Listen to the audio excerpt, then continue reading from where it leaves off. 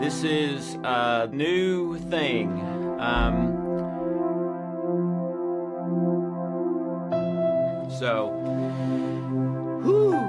Little weird. I've been building to this for probably about 16, 17 years. Hi, I'm Dr. Alex Loyd, and I wanted to share with you for just a few minutes today about who you are, your identity and worth. And if you've listened to me very much, you have heard me say that identity and worth is absolutely critical. Virtually everything that we do in a positive way is because of our identity and worth.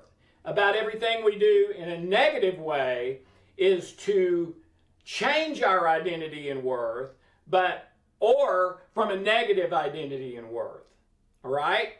But who are you really? Or this may not be who you are now because of your worldview and beliefs, but it's who you can be starting today, if you choose to, and if you believe this is the path for you. This is one of my very favorite things. Growing up, my wife and I, Hope and I, both grew up in very conservative churches. And I had it in a triangle. I was in the middle of a triangle: church, school, and home. And they all taught the same things, which was very strict, legalistic church Christianity, biblical, however you want to think of it, okay? And it was onerous, it was suffocating, and I grew up. I didn't feel this way all the time, but I felt this way too much of the time, that God, instead of a loving father to me, instead of someone who cares about me and wants the best for me, that God was this mean old guy with all the power who was watching me, just waiting for me to step a toe out of line to whack me with a lightning bolt or something, okay? And Hope grew up the same way. I remember when we started dating, and she had a very similar analogy or metaphor, and it was based on a film strip. It was called the Jill Miller film strip. A lot of you don't even know what a film strip is because you're not old enough. But those of you who are somewhere around my age, you remember film strips. And they would had this light that went through like an image, like the negative of a picture, and shined it up on a screen, right? And in this Jill Miller film strip, it pictured God as an eye, all right? And it started with a little eye. And then the next one, it was a little bigger eye. And then the next one, a bigger eye. And then the next one, a bigger eye. And then the next one, it's this eye that's almost like from a horror film that's about to eat you alive or consume you or or shoot you with laser beams or something like that. And the way she described it is every time in that film strip, when they would show it at her church, when they went to the bigger and bigger slides, every time it was a bigger slide, she would sink down a little bit lower in her seat like she was hiding. And I totally get it. I felt that growing up too, all right?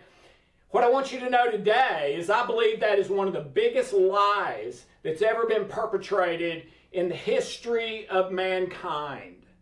And I believe that with all my heart, okay? Who you believe you are, your identity and worth, is going to determine your thoughts, your emotions, your beliefs, your actions, your behaviors, largely your health. So if those things are not going well, it's virtually guaranteed you are believing something about yourself, your identity and worth, that is untrue. It's a lie.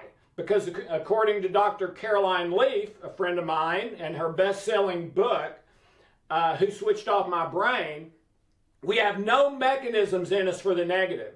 So if we experience a negative over time, meaning it doesn't go away, it's always a malfunction. And very often the malfunction is you have a wrong identity and worth of yourself. You're believing you're someone that is not who you are. And it's almost always to the negative. So let's take a look at what the truth is and I would print these out. I would memorize them. I would say them at least once a day, and until you think, feel, believe, act as if what I'm about to show you is who you are, because I believe it is. Okay. And the other amazing thing about this to me is that for most Christians, followers of Jesus like I am, believers, the reason they feel their identity and worth is negative is because of things in Scripture and things they've been taught in church. All right? Well, what I'm about to show you is the truth of what Scripture really says about who you are. So, I'm not telling you to believe something other than what God says and His truth. I believe that the people who have made us believe that we are bad, we don't measure up, we're not good enough, God's waiting to whack me, whatever, that they have been twisting and misinterpreting what God said and says still today. So let's go through these, all right? My daily supply, all right? We need stuff every day, right? Food, clothing, shelter, water, work to do, whatever.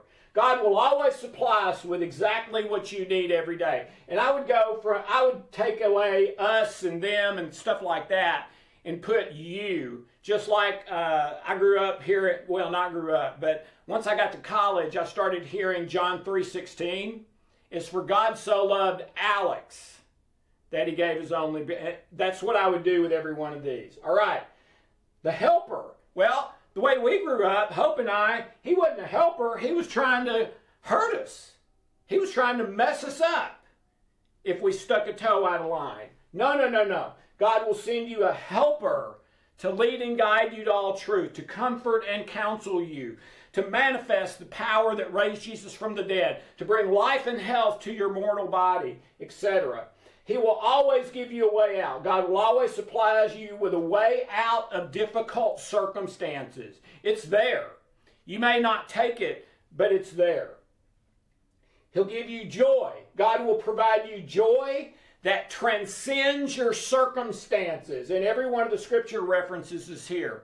Okay? So I would print this out, and every time you're bummed, read this, but I would memorize it and do it every day. He'll give you all your needs, kind of like the daily supply. God will give you exactly what you need to do, whatever it is that you need to do, when you need to do it. Now, He may not give it to you until it's time for you to do it. That we get messed up on that a lot. God, give me, a better place to live. Maybe I'm in poverty or whatever. Well, God's time, God's way. He may do that today. He may do that in 2 years. All right? We're supposed to just, your will be done instead of mine. And I'm just going to stay right with you, try to live in love and truth, live in a win-win-win for all relationships, etc. Your strength. God will give you strength, especially when you need it most. So many people feel weak today, physically, emotionally, spiritually, relationally, in some way. Protection. God will always be there to protect you, all right? Now, does that mean if a tree falls down, He's going to keep it from falling on my head? Maybe, maybe not. Maybe you need that for some reason, or maybe it's your time to go on to the real thing, to the best place that's ever been invented for you to live. God's the only one that knows that, okay? But if you live in fear of things like that, I can promise you you're going to be more and more unhappy and unhealthy if you live believing that, whatever's right for me, God is going to make that happen. It may not be the way I think or when I think or even what, but it will be what's best for me. And I'll realize that when it happens. And that's happened many times in my life. He'll give us a 30, 60, 100-fold increase. God will provide you 100-fold on anything that you have lost. Wow. And to me, that's not just physical stuff. That's relationship, love, identity, worth, all of that. He will equip you. He will equip you for whatever your role, for whatever the work you're supposed to do while you're here. All right? He'll equip you for that. He has given what He has given you for your life. He'll give you a future with Him. God promises that we will have a future with Him in a perfect place with a perfect body forever. He will complete His work. God will complete the work He has started in you. It's probably not completed yet. So you need to surrender to Him. Your will be done, and He will complete it. Promise. All right? That He will make you more and more like Jesus. God promises that you will be more and more like Jesus. We were predestined, called, predestined, justified, glorified to become more and more in the likeness of Jesus. James 1, count it as joy when all these suffering and painful things happen, because they develop this, that develops this, and the end result is you're made perfect and complete. The perfect version of you. All right? No more tears. God will wipe away every tear, and you will have a life in existence where there are no more tears. Why? Because there's no more sadness, fear, and anxiety. There's nothing to cry over. I guess unless it's a happy tear. You will have an inheritance. God has a rich inheritance for you, a mansion. You will be a prince or princess, literally royalty, forever, if you hitch your wagon to the King of the universe. Death is not the end. God promises that death is not the end, but the beginning. So many people scared of death. But you know what's fascinating to me? The number one fear is not fear of death. It's public speaking. Now, isn't that interesting? Okay? That public speaking would be a greater fear than actual physical death. Noodle on that one for a little bit. Okay? Why would it be that getting up and identity and worth? You're afraid that you're going to stand up and speak, and that it will lower your identity and worth with the people that are hearing you. Well, that's baloney. All you're supposed to do is speak the truth in love. Your identity and worth is based on you and God, not how good a speech you give. All right? That you will be born again. Be born again with a new life, and He promises that we have seen Him in the person of Jesus, who said, a new commandment I give you, love. And He said, this commandment, love, there is no law against it, and if you do love, you have fulfilled the whole law. All right? So it really simplifies how to be obedient and faithful to God. It's love. We receive His love first as a free gift, love Him back, which is what we naturally do when anyone loves us, and then do our best to love other people and share that love. That's it.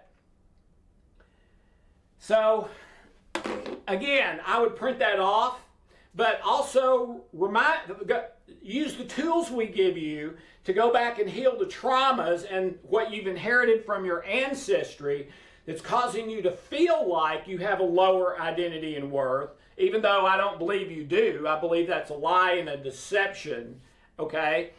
But then tell yourself every day, this is who I am. This is who I am, okay? I'm fearfully and wonderfully made. I am saved. I am a son of God. I am the bride of Christ. I'm seated with Jesus in heaven. He lives in my heart by faith, here and now. The dwell word means permanent residence. Okay? God has wrapped me in His love if I will just believe and trust Him. And if I do, then my identity and worth gets higher and higher and higher. And as my identity and worth gets higher, more truthful, more in love, joy, and peace, my health gets better. My emotions, feelings, actions, success, everything gets better. And I'm blessed, blessed, blessed, blessed. All right? So get your identity and worth right, and you get virtually everything else right. And this is who you really are, or can be, if you will get right with God. Thank you so very much. Have a wonderful, blessed day.